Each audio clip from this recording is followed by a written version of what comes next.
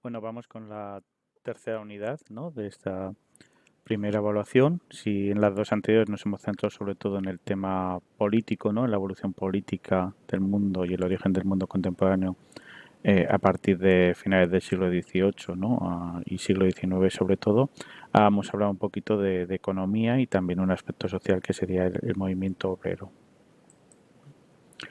Bueno, la revolución industrial se inicia en Inglaterra, ¿no? A principios del siglo XVIII, se sitúa normalmente el inicio, y luego se extenderá sobre todo por Europa Occidental a lo largo del siglo XIX, también se extenderá por Estados Unidos y posteriormente a finales del siglo XIX se extenderá por Japón.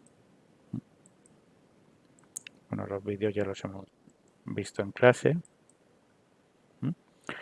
Entre las causas, bueno, recordar que a partir de las revoluciones liberales del siglo XVIII, ¿no? Tanto la independencia de Estados Unidos como la Revolución Francesa, por toda Europa y también por Estados Unidos, ¿no? Se va extendiendo lo que sería el régimen liberal, ¿no? Quien domina el poder político es la burguesía y evidentemente las leyes las hace favorables a sus intereses, ¿no? Y sus intereses, entre otros, son desarrollar el capitalismo, desarrollar la industrialización, ¿no? Entonces, acordaos que inicialmente se mantiene la esclavitud, que es muy necesaria, sobre todo para extraer el algodón del sur de los Estados Unidos, y el algodón es la materia prima fundamental de la industria textil, que es la industria puntera en la revolución industrial. Se crean mercados nacionales, ¿no? Se eliminan todas las fronteras interiores que había dentro de los países. Por ejemplo, en España, pues si pasabas de la corona de Aragón a la corona de Castilla, todavía había que pagar, antes de las revoluciones liberales, había que pagar impuestos, ¿no? También se crean mercados nacionales unificando países, ¿no? Acordaos que bueno, se crea Italia a partir del reino de Piamonte, un reino muy desarrollado económicamente, con Turín como capital, que le interesa, ¿no? Crear un mercado nacional italiano, ¿no? Y en el caso de Alemania, pues a partir de Prusia, que es lo mismo, ¿no? Se suprimen los gremios, que los gremios que venían desde la Edad Media, que ponían toda una serie de límites, ¿no? A la producción, a los precios, porque lo que interesa es la libertad total de empresa, ¿no? Que nadie te diga dónde tengas que montar tu taller, ni qué precios tienes que poner, ni qué calidad tienen que tener tus productos, ¿no? Y luego también se unifica el sistema de pesos y medidas a partir de la Revolución Francesa, ¿no? El metro, el litro, el kilo, que esto también facilitará el comercio internacional, ¿no? Entre todos los países que acepten este sistema métrico decimal, que serán pues la mayoría, ¿no? Bueno, estos son imágenes del final de los gremios. Una causa muy importante también es el crecimiento de la población, ¿no? Europea. La mortalidad cae en picado, aumentan los alimentos, mejora la higiene, la medicina, y a la vez que la mortalidad cae muchísimo, la natalidad se sigue manteniendo alta, la gente sigue teniendo muchos hijos, no hay medios anticonceptivos, la gente todavía tiene esta mentalidad de que la mortalidad infantil antes era muy alta, ¿no? Y de que se te podían morir muchos hijos antes de llegar a la edad adulta, y por lo tanto natalidad alta, mortalidad bajando, lo que pasa es un crecimiento de la población muy alta, ¿no?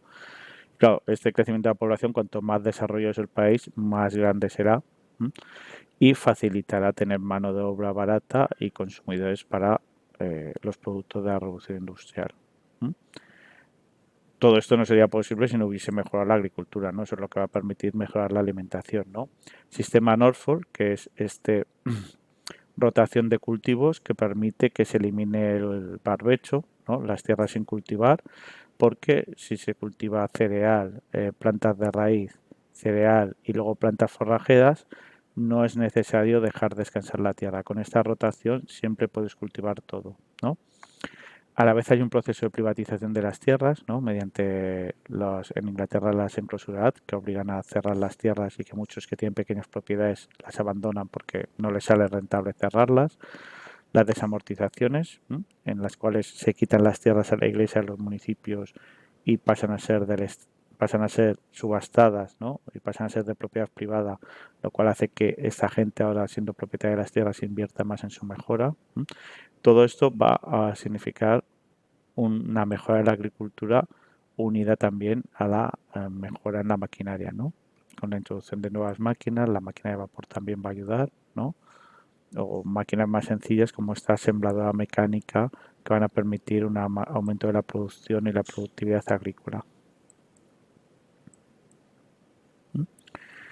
La competencia continua va a facilitar también la mejora de la tecnología, o sea, si alguien inventaba algo como la lanzadera volante que mejoraba mucho la producción de telas, era necesario hacer algo para mejorar la producción de hilos, ¿no? Y ahí tenemos la invención de la spinning jenny, que va a hacer que a su vez haga falta mejorar algo en la producción de telas, ¿no? Al final, en 85 años, vemos que distintos inventos van a llevar a la hiladora y el telar mecánico, ¿no? Y que eso va a significar un aumento de la producción y la productividad brutal.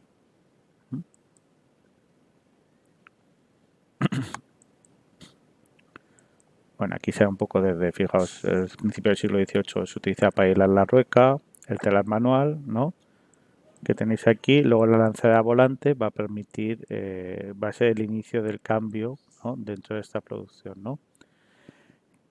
¿Cuáles son los sectores claves de la revolución industrial? Pues bueno, lo primero, el invento clave es la máquina de vapor, ¿no? Que quemando carbón se calienta agua y con la fuerza del vapor se produce la energía, el movimiento necesario tanto para el transporte, para el ferrocarril, barcos de vapor, como para todo tipo de maquinaria, ¿no? Hacía falta mucho carbón, ¿no? Tener carbón era algo fundamental de la revolución industrial y luego evidentemente se van a empezar a producir maquinaria y entonces los dos sectores básicos va a ser el textil, que la gente necesitaba para vestirse con el algodón, y la siderurgia para fabricar toda la maquinaria, barcos, trenes, vías que hacían falta, ¿no? Ya hemos comentado que bueno, la necesidad del algodón que se adaptó mejor a la maquinaria, ¿no? que la lana que se utiliza hasta aquel momento, pues ayudó a que se mantuviese la esclavitud, ¿no? Y aquí tenéis unas cifras, unos tiempos, ¿no? Para que veáis el cambio que supuso el tren, ¿no? Cómo se ha cortado mucho las distancias, se acortó el tiempo para ir de un sitio a otro, ¿no? De Londres a Edimburgo antes eran casi 2 días, ¿no? Y ahora se hará en 13 horas, ¿no? Se empieza lo que conocemos, se puede decir, como la globalización, ¿no? El planeta se empieza a hacer más pequeño. Como hemos dicho, tener carbón va a ser algo fundamental para el desarrollo, ¿no? El Reino Unido, Alemania, Francia, Estados Unidos, Bélgica, los países que tenían carbón tienen una gran ventaja. Pero también recordad que este es el inicio con la quema del carbón de las emisiones de CO2, ¿no? De dióxido de carbono a la atmósfera y el problema que tenemos ahora del cambio climático.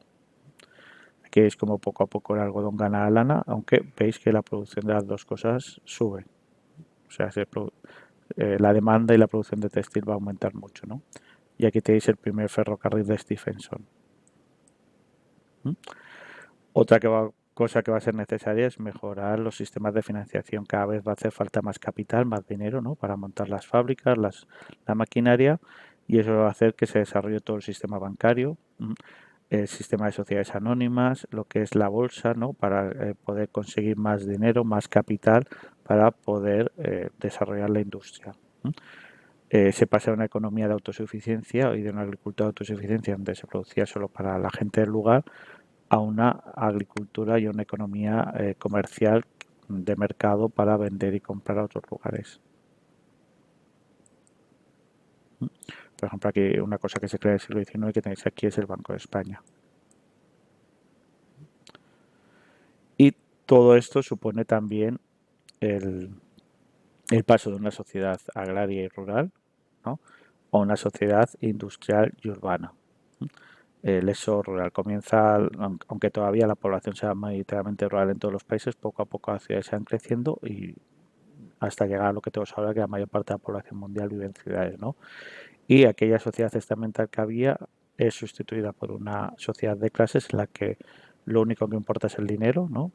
Eso hace que se divida la sociedad en alta, clase media, clase baja, y en este caso las dos grandes clases sociales son los empresarios, la burguesía y los obreros, el proletariado, ¿no?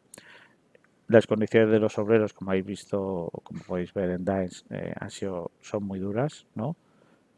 Salarios muy bajos, jornadas laborales de 14-16 horas, porque no hay ninguna legislación laboral, la burguesía no le interesa para nada. te podían despedir sin ningún tipo de motivo, había trabajo infantil, las mujeres cobraban menos.